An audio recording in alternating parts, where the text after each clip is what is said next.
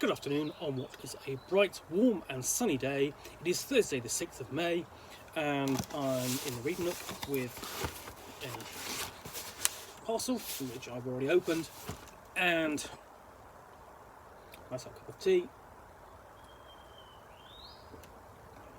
And the first thing I pulled out of this is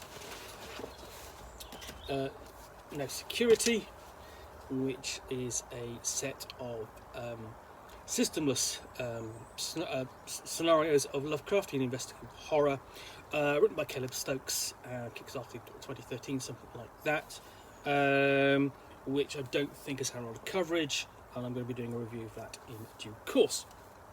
Next thing I'm going to pull out of this is a work of fiction, and it is this. Michael Moorcock's Stormbringer, the Elric Saga, Volume 2, which is, let's have a look,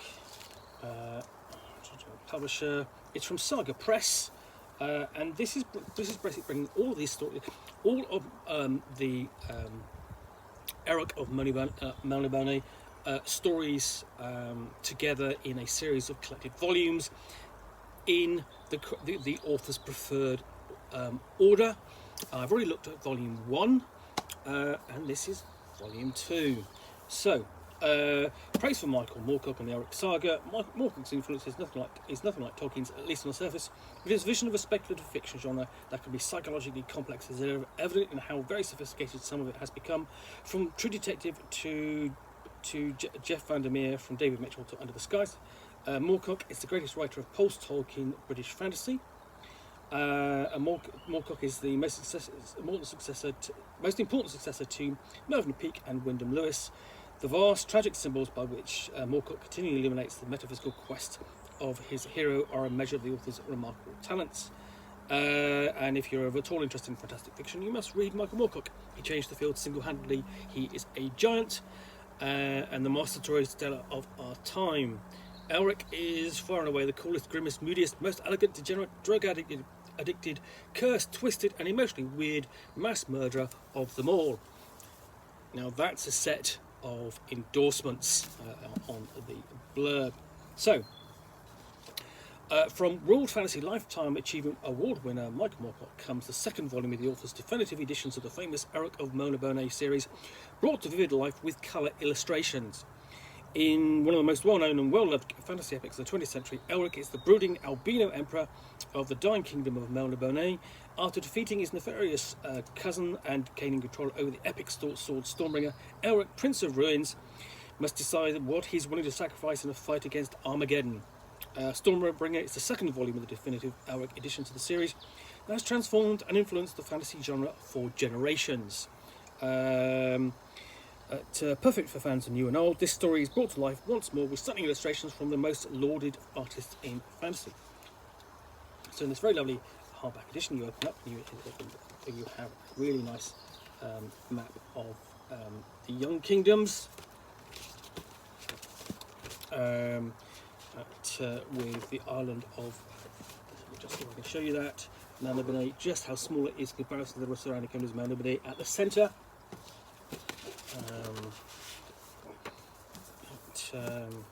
Again, it's repeated in the back, and then we open up, and then we've got 4 stories in here, just listing them.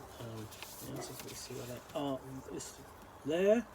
So we have Book 1, The Vanishing Tower, Book 2, The Revenge of the Rose, Book 3, The Bane of the Black Sword, Book 4, Stormbringer.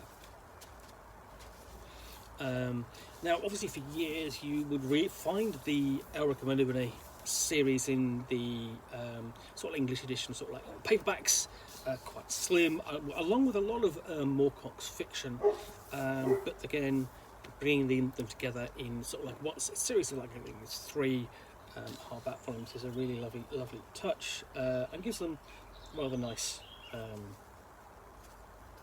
solid feel, if you know what I mean. You know, basically there's nothing like a good hefty hardback to get your hands on and start reading.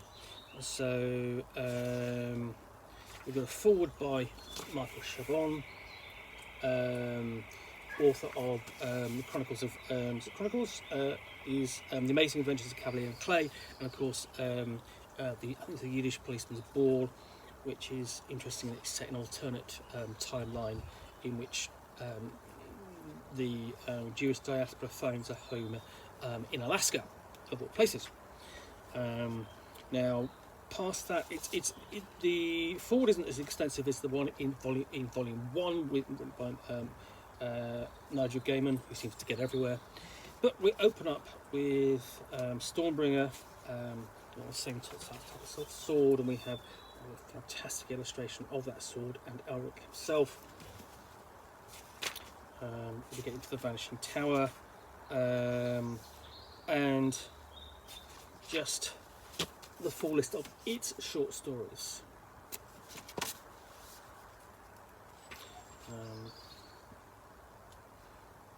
Before we go on to see, again, book 2 is prefaced by that full colour piece of artwork. I'll see if there's any other artwork. I'm just going to catch my eye in the first book. I don't think it's extensively illustrated, but it is illustrated. No, it's just these basically essentially these prefaces.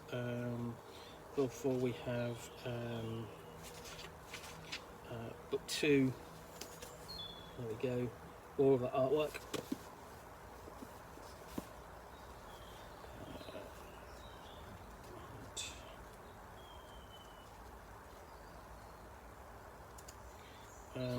No artwork for the Bane of the Black Sword. In this next section, before we get into Stormbringer itself, so I'm kind of a bit disappointed by the amount of artwork that sort of like isn't in the book. I was hoping for a bit more. And again, nice dedication here in Stormbringer for J.G. Ballard. His enthusiasm for Elric gave me encouragement to begin this particular book, my first attempt at a full-length novel. For Jim Cawthorne, whose illustrations based on my ideas in turn gave me inspiration for certain scenes in this book.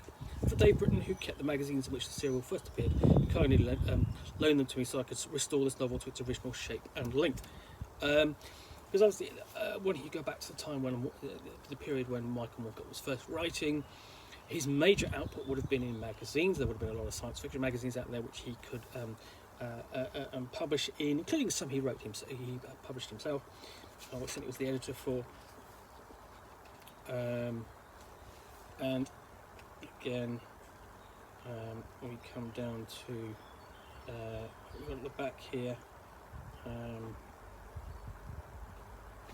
So Stormbringer comes to an end, and then we go into John Davies' the Elric Saga, A Reader's Guide. I don't know how much of this is a reprint from the first volume, but nevertheless glad to include it because, you know, some people may not pick up the first one, some may not pick up the second one. And in here, essentially, it goes through the authors, the stories in chronological order, and is accompanied by, let's have a look.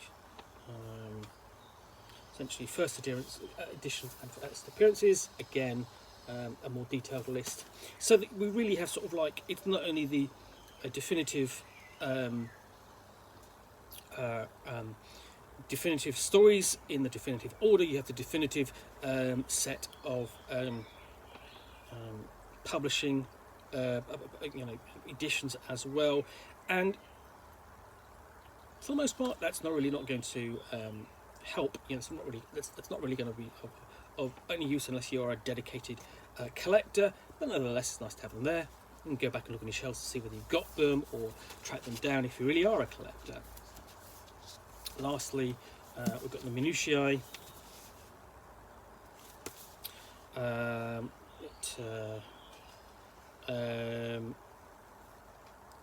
which just goes over the final details of the stories. But yeah, very nicely done.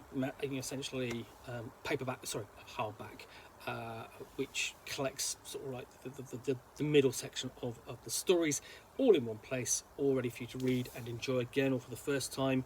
If you've got someone who is just getting into fantasy, and wants to read sort of like some of the core, arguably sort of some of the core texts, then if they've read Tolkien's Middle Earth, The Hobbit, and The Lord of the Rings, which are both very good, this is almost sort of like the antidote to those. It is mournful. I mean, not saying that Lord of the Rings isn't mournful, but it's mournful, sad, grim, and dark. It's very different in its heroes and because it really is anti-heroes and its setting.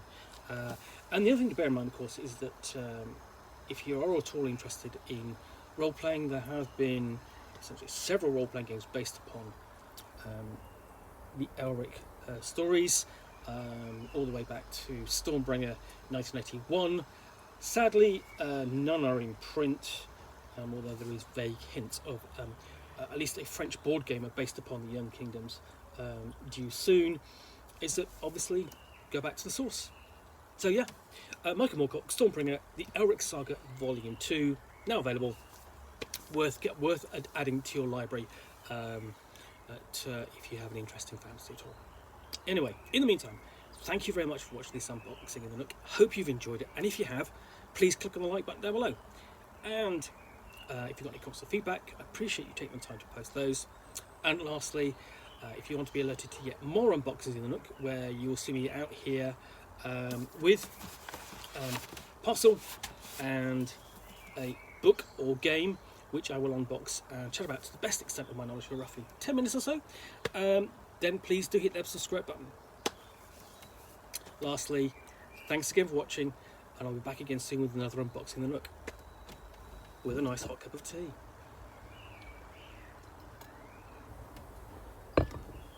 Bye for now.